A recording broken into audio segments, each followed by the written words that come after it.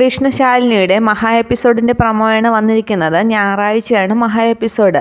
പ്രൊമോയിൽ ശാരദാമ്മയോട് സത്യങ്ങളൊക്കെ തുറന്നു പറഞ്ഞ ശേഷം ശാലിനിയോട് ശാരദാമ്മ പറയുന്നുണ്ട്, ഇനി സത്യാമ്മയുടെ മുമ്പിൽ ഇതൊക്കെ പറയണം, കല്യാണം വരെ എത്തിയില്ലേ, ഇനി ഇതൊന്നും വച്ച് താമസിപ്പിക്കാൻ പറ്റില്ല, നിന്റെ ജീവിതം കൈവിട്ടു പോകും എന്നൊക്കെ പറഞ്ഞ് കരഞ്ഞു പറയുന്നുണ്ട് ശാരദാമ്മ.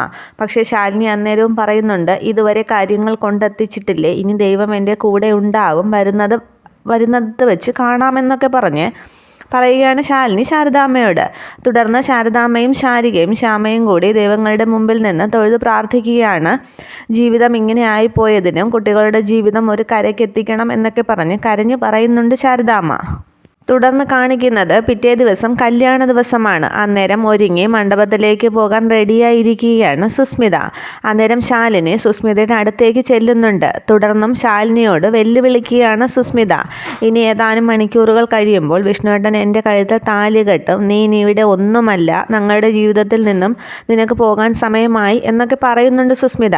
അന്നേരവും ആത്മവിശ്വാസത്തോടു കൂടി ശാലിനി പറയുന്നുണ്ട്, നിന്റെ ആഗ്രഹം ഒരിക്കലും നടക്കാൻ പോകുന്നില്ല, വിഷ്ണുവേട്ടൻ എന്നും എൻ്റേതായിരിക്കും എന്നൊക്കെ പറഞ്ഞ്. അന്നേരം സുസ്മിത കളിയാക്കുകയാണ്, നിനക്ക് തോറ്റിട്ടും നിന്റെ ആത്മവിശ്വാസത്തിന് ഒരു കുറവുമില്ലല്ലോ, തോറ്റവളുടെ ഗതി മരണം തന്നെയാണ്, നീ മരിക്കുന്നത് തന്നെയാണ് നല്ലത് എന്നൊക്കെ ശാലിനിയോട് സുസ്മിത പറയുന്നുണ്ട്. എന്നാൽ അതേസമയം സത്യഭാമയുടെ വീട്ടിൽ താൻ കാരണമാണ് ഇതൊക്കെ സംഭവിക്കുന്നത് എന്നൊക്കെ ആകെ ടെൻഷൻ അടിക്കുന്ന പ്രീതി ആകെ അങ്ങ് വിഷമിക്കുകയും തുടർന്ന് ഒരു കത്ത് എഴുതി വച്ചിട്ട് വീട്ടിൽ നിന്നും ഇറങ്ങുകയാണ്. കത്ത് ശാലിനിക്കാണ് എഴുതി വയ്ക്കുന്നത്. തൻ്റെ ജീവിതം അവസാനിപ്പിക്കാൻ പോവുകയാണ്, താൻ കാരണമാണ് വിഷ്ണുവേട്ടൻ്റെയും ശാലിനിയുടെയും ജീവിതം ഇങ്ങനെ ആയത്, ഇനി താൻ ജീവിച്ചിരിക്കില്ല എന്നൊക്കെ പറഞ്ഞ് വീട് വിട്ടിറങ്ങുകയാണ് പ്രീതി. തുടർന്ന് പ്രീതി ഒരു ഓട്ടോയിൽ പോകുന്നത് കാണിക്കുന്നുണ്ട്. പ്രീതിയുടെ കയ്യിലൊരു വിഷക്കുപ്പിയുമുണ്ട്. അത് കഴിക്കാനായി പോവുകയാണ് പ്രീതി.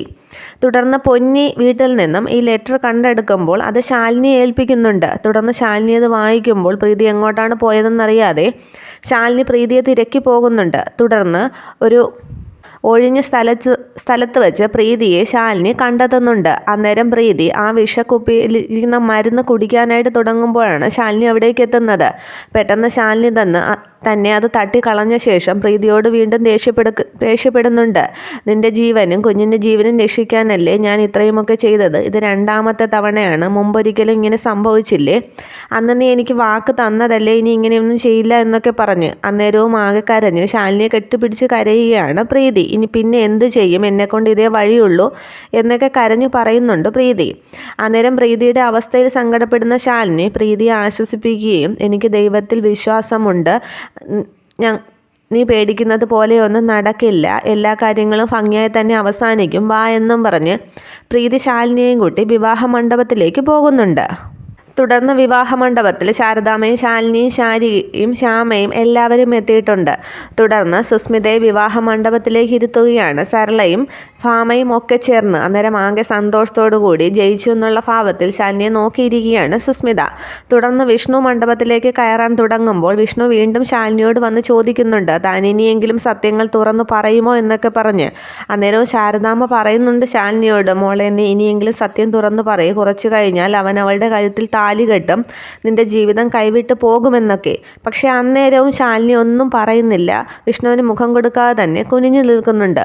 അന്നേരം സത്യഭാമ ദേഷ്യപ്പെടുമ്പോൾ, നീ സമയം മെനക്കെടുത്താതെ വന്നിരിക്കുമെന്ന് പറയുമ്പോൾ അവസാനം ശാലിനി വാതുറന്നൊന്നും പറയില്ല എന്ന് മനസ്സിലാക്കുന്ന വിഷ്ണു വിവാഹ മണ്ഡപത്തിലേക്ക് ഇരിക്കുകയാണ്.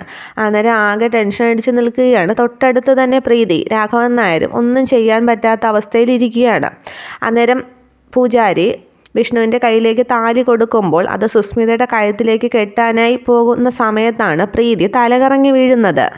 അന്നേരം ശാലിനി ഓടിപ്പോയി പ്രീതിയെ പിടിക്കുകയാണ്. തുടർന്ന് എല്ലാവരും ചേർന്ന് പ്രീതിയുടെ അടുത്തേക്ക് ഓടുകയാണ്. വിഷ്ണു താലി കെട്ടാതെ താലി അവിടെ വെച്ച ശേഷം പ്രീതിയുടെ അടുത്തേക്ക് വരുന്നുണ്ട്, എന്താണ് സംഭവിച്ചത് എന്നൊന്നറിയാതെ. അന്നേരം ആകെ ബോധം കെട്ട് കിടക്കുന്ന പ്രീതി ഹോസ്പിറ്റലിലേക്ക് കൊണ്ടുപോകാം എന്നൊക്കെ ആരൊക്കെയോ പറയുന്നുണ്ട്. വിഷ്ണുവും പറയുന്നുണ്ട്, അന്നേരം വേണ്ട, ഇതിപ്പോൾ റെഡിയാവും എന്നൊക്കെ ശാലിനി പറയുകയാണ്. അന്നേരവും സുസ്മിത പറയുകയാണ്, മുഹൂർത്തം കഴിയാറായി, താലി കെട്ടാനുള്ള സമയമായി എന്നൊക്കെ. അന്നേരം വിഷ്ണു ദേഷ്യപ്പെടുകയാണ്, ഈ പ്രീതി ഇവിടെ വയ്യാതെ കിടക്കുമ്പോൾ നിന്റെ ഒരു കല്യാണം, നീ മിണ്ടരുത് എന്നൊക്കെ പറഞ്ഞ് ചാടിക്കടിക്കാൻ ചെല്ലുന്നുണ്ട് വിഷ്ണു. അന്നേരം അതേസമയം കൂട്ടത്തിലുണ്ടായിരുന്ന ഒരു ഡോക്ടർ പ്രീതിയെ പരിശോധിക്കുകയാണ്. അന്നേരം ഇത് ഗർഭിണിയായ കുട്ടിയല്ലേ, BP കൂടിയതാണ്, അതാണ് ഇങ്ങനെ സംഭവിച്ചതെന്ന് പറയുന്നു. അന്നേരം അത് കേട്ട് ആകെ അങ്ങ് ഷോക്കാവുകയാണ് സത്യഭാമ ചോദിക്കുകയാണ് പ്രീതി ഗർഭിണിയാണോ എന്ന്.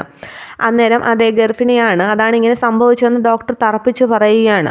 തുടർന്ന് ആകെ ദേഷ്യപ്പെടുന്ന സത്യഭാമയോട് രാഘവൻ നായർ പറയുകയാണ്, ഭാമേ ഇനിയെങ്കിലും നീ സത്യമറിയാതെ കഥയറിയാതെ കാണരുതെന്നും പ്രീതിയാണ് ഗർഭിണി, ശാലിനിയല്ല. പ്രീതിക്ക് വേണ്ടിയാണ് ശാലിനി ഇങ്ങനെയൊക്കെ ചെയ്തത്.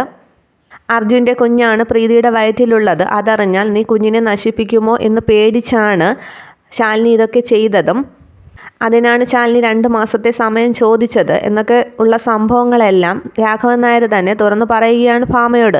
അന്നേരം ആകെ സന്തോഷിക്കുകയാണ് വിഷ്ണു. ശാലിനി കുറ്റക്കാരിയല്ല എന്ന് മനസ്സിലാക്കുന്ന വിഷ്ണുവിനാണെങ്കിൽ ആകെ സന്തോഷമാകുന്നുണ്ട്. അതേസമയം കല്യാണ പന്തലിൽ ദേഷ്യം കൊണ്ട് നിൽക്കുകയാണ് സുസ്മിത. തൻ്റെ കളി പൊളിഞ്ഞതും ഇനി വിഷ്ണുവേട്ടനെ കിട്ടില്ല എന്ന് അറിഞ്ഞതോടും കൂടി സുസ്മിത ആകെ അങ്ങ് ദേഷ്യപ്പെടുന്നു. ഇത് വീണ്ടും വിവാഹ മണ്ഡപത്തിൽ നിന്ന് ഇറങ്ങേണ്ട അവസ്ഥയാണ് സുസ്മിതയ്ക്ക് വരുന്നത്. തുടർന്ന് പ്രീതിക്ക് ബോധം തെളിയുന്നുണ്ട്. അന്നേരം കരഞ്ഞു മാപ്പ് ചോദിക്കുകയാണ് തൻ്റെ അമ്മയോട് പ്രീതി. തന്നോട് ക്ഷമിക്കണം, എനിക്ക് വേണ്ടിയാണ് ശാലിനി ഇങ്ങനെയൊക്കെ ചെയ്തത്. അമ്മ കുഞ്ഞിനെ നശിപ്പിക്കുമോ എന്ന് പേടിച്ചാണ്. എൻ്റെയും അർജുനേട്ടനെയും രണ്ടാക്കരുത്. പിന്നെ തുടർന്നുള്ള സംഭവങ്ങളൊക്കെ പ്രീതി പറയുന്നുണ്ട്. അന്നേരം തന്നെ എല്ലാവരും ചേർന്ന് മണ്ടിയാക്കി എന്നുള്ളൊരു ഉദ്ദേശത്തോടു കൂടി സത്യഭാമ പന്തൽ വിട്ട് തിരികെ വീട്ടിലേക്ക് പോവുകയാണ്.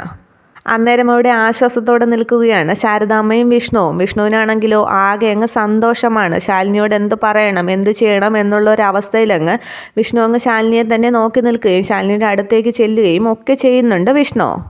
ഇനി ശാലിനി വീണ്ടും സത്യഭാമയുടെ വീട്ടിലേക്ക് പോകുമ്പോൾ ശാരദാമ്മയ്ക്ക് ഒരാശ്വാസമാവുകയാണ്, ഒരു മകളുടെ ജീവിതം സുരക്ഷിതമായി എന്നുള്ളത്.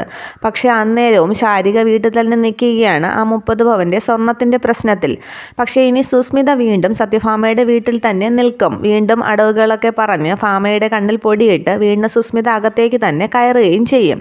തുടർന്നിനി സുസ്മിതയെ പുറത്താക്കാനുള്ള വിഷ്ണുവിൻ്റെ ശ്രമങ്ങളൊക്കെയാണ് നടക്കുന്നത്. ഇത്രയുമാണ് മഹാ എപ്പിസോഡ്. Okay, thank you.